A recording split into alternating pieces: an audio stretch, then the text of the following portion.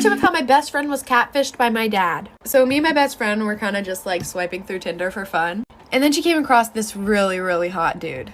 So of course, she swiped right and they talked all night long. And he said he had an Android, so he couldn't FaceTime, but his messages were blue, so I thought something was off. She was too blinded to see that something was up in the first place because she was messaging with a really hot guy. So about a week of them just like texting back and forth and I guess getting to know each other, they decided that they were going to meet up. So they both decided that they were going to meet up at an Olive Garden near them. And you see, as her best friend, of course, I'm going to have to go with her. So I got dressed up and I sat about 5 tables away from her. And we got there about 30 minutes earlier than we were supposed to be there. Okay, so my best friend had 3 bowls of fettuccine alfredo before he got there. So when he got there, it wouldn't look like she ate a lot.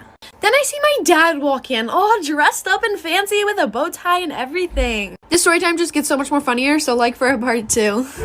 Part 2 of how my best friend was catfished by my dad. Continuing with the story, I see my dad walk into the restaurant all dressed up. Mind you, my dad's married. To my mother, of course. So I was like, ooh, my dad and my mom are finally going on a date together. And then he looks over to my best friend and walks over to the table. When I tell you my heart dropped, my heart has never sank so deep inside me so fast. He sits down and asks her, is this Mackenzie? When I tell you I busted out laughing so freaking hard I fell out of my chair. And almost everybody in the restaurant turned around and looked at me, and so did my dad. And I walk over to the table and I'm like, what the heck is going on here? My best friend is literally just sitting there in shock, no emotion on her face. Then he looks at us, he looks really confused, his face goes blank, and then he goes, I was just trying to teach y'all girls a lesson. I told my mom and I was just getting a laugh out of it, and then she looked through his phone and said that he was meeting up with a bunch of 14-year-old girls. So comes to find out, my dad is a pedophile. My mom kicked him out, and if you're one of those girls, I really do apologize. So when I was a sophomore in high school, I had this teacher who would only let the students in her class use the restroom 1 time per semester. Well, one day I raised my hand and I was like, excuse me, I don't remember her name. Can I please use the restroom? And she was like, no, you can't because you've already used the restroom in my class this semester. Well, excuse me, you can't dictate my bladder. So I'm like all frustrated, and I started secretly texting my mom because I wasn't allowed to use my phone in class. And I was like, Mom, I'm sitting in class right now. My teacher won't let me use the restroom. And she was like, I'll take care of it for you. And I was like, okay. So like 5 minutes goes by, and all of a sudden my teacher's phone starts ringing. And she walks up to it and answers it, and she's like, Discover the all-new Cloud Stratus. Calvin Klein Defy, the new men's fragrance. Dare to defy. hello? Yeah. Okay, thank you. And then she walks up to me like so angry, and she like slams the pass on my desk, and she was like, since you have to go that bad. And I was like, yeah, I really do, thanks. And I got up and left. I didn't even have to go to the bathroom. It was just the principle of it. I just roamed the halls.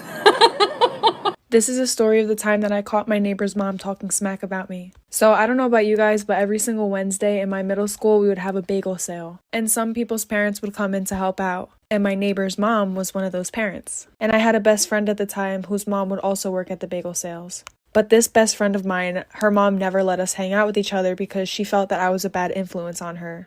When in reality, it was the complete opposite. She was the one that snuck the boys in her house, if you guys remember that story time, where they peed in a flower pot. So basically her mom wouldn't let us hang out. And sometimes my friend would go with her mom in the morning, basically as a ride to school, and to help out with the bagels too. And one day when she went in with her mom, my neighbor's mom also was there too. So my friend starts eavesdropping into their conversation, and my friend's mom brings me up and says how much of a bad kid I am and a bad influence. And my neighbor's mom was like, oh wow, that's my neighbor. Like, we always suspected something bad about her. Our whole entire neighborhood knows this about her. Basically making stuff up about me. So then I go home crying, tell my mom. Part 2 of catching my neighbor's mom talking smack about me. So my best friend tells me all these things that my neighbor was saying about me, obviously.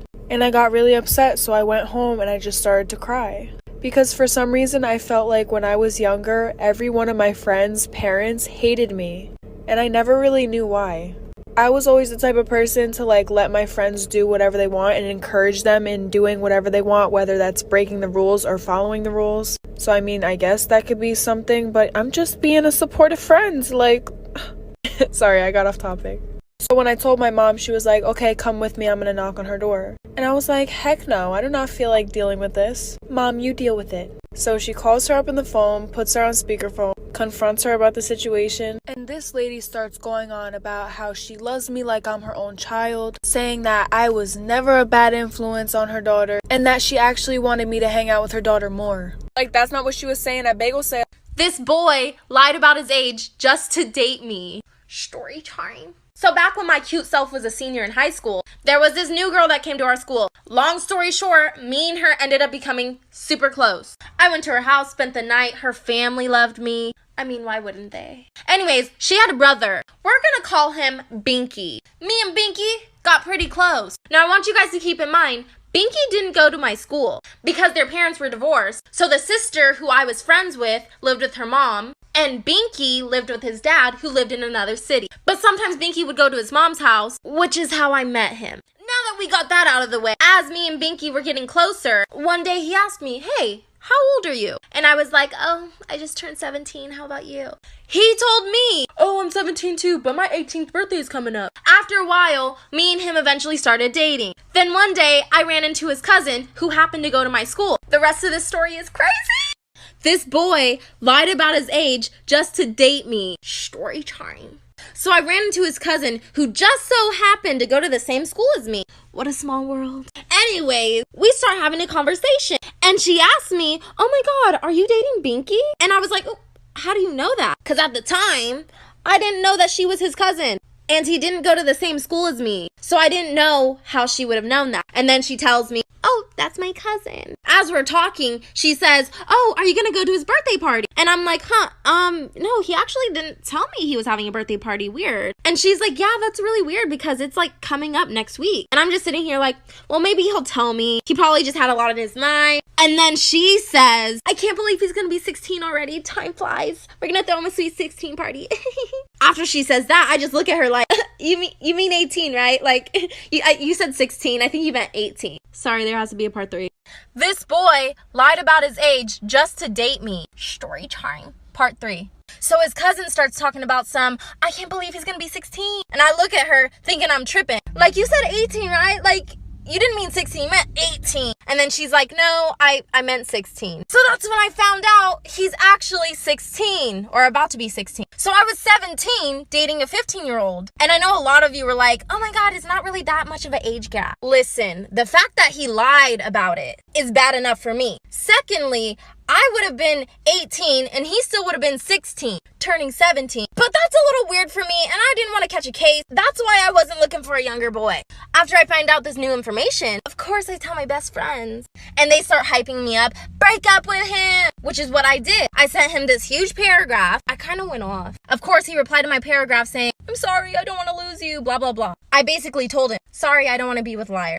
I blocked him and haven't seen him. This is why it's better to have one friend that you hang out with regularly instead of having a big group of friends. And trust me, you're going to want to listen to this story time. So when I was a sophomore in high school, I was kind of going through an identity crisis, and low-key still am. I went to a predominantly white school for the majority of my life. So let's just say I was extremely whitewashed. It was one of those times in my life where if a white person said the N-word around me, I would just laugh. Not because I didn't know it was wrong, but because I wanted to be accepted and I wanted to be like everybody else, and I seeked validation. Sophomore year was really when I started to become who I am today. I wanted to learn way more about my culture and my background. So I started becoming friends with people from other schools that are more diverse. Eventually, I met this group of girls. And I thought these girls were going to be the sweetest girls I would ever meet. Now, this friend group was serving flavor. I'm talking diverse to the T. One night, we decided that we were going to spend the night at one of the girls' houses. Let's call this girl Sally. I kept getting lost on the way to Sally's house, and I thought it was because I didn't know the area that well. Keep in mind, that's what I thought was the reason. I get there and we watch like 4 or 5 movies before I end up falling asleep. And when I wake up, I was in a room full of grown-ass men staring at me. Storytime part 2 of why it's better to have one loyal friend instead of a big group of friends. I forgot to mention in part 1 that when I arrived, the men were already there. Mind you, we were in sophomore year. These men looked like they were in college. So I was already a little thrown off, but I trusted it because I was with my friend. When I wake up, these men are like staring at me. But they try to look away really fast, but I could tell that they were staring at me. I start thinking the worst of the worst. I try to think of any possible way that I could get out of there, whether it was physically or mentally. So I pretend to fall asleep just to escape the reality of it. But then one of the men at the bottom of the bed starts rubbing my feet. I immediately kick my leg so I can get his hands off. Now I'm thinking he's gonna be mad and I'm gonna get fucking attacked. So I try to make small talk to loosen the tension. So I look at the guys and I'm like, "Hey, do you know where the girls went?" One of them looks at me and says, "Oh,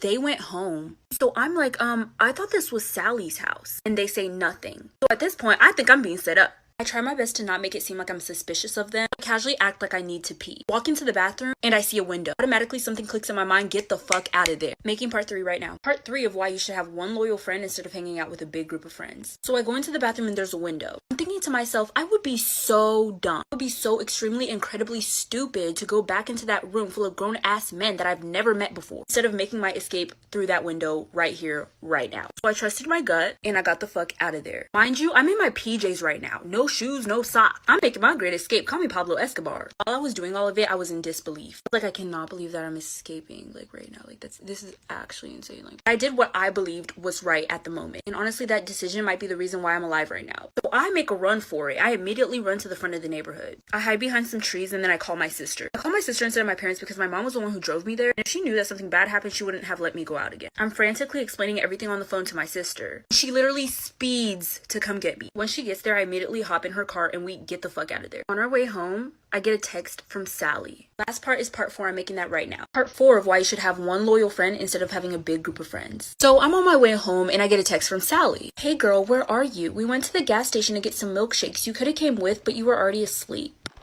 I didn't even respond. I just blocked all of them because I know damn well that they were not getting milkshakes. Because 1, why didn't they wake me up to get milkshakes? Because I wasn't the first person to fall asleep. I'd never fall asleep first at somebody's house with a big group of people. I saw somebody else who looked like they were sleeping, so I thought that I was going to fall asleep too. 2, why were all those grown ass men there? Nobody told me that they were going to be there. Like I said, we were sophomores. These men were in college. Maybe even graduated from college. They were grown. 3, why would she lie about it being her house? 4, why did the boy say she went home? And remember when I said I kept getting lost because I didn't know the area? Once I went back to look through the messages that I had with those girls to see if there was anything fishy going on, I noticed that they were all sending me different addresses. Either one number would be off or a letter would be off. They definitely were planning something because they were trying to get me there late. I haven't seen or talked to those girls since then.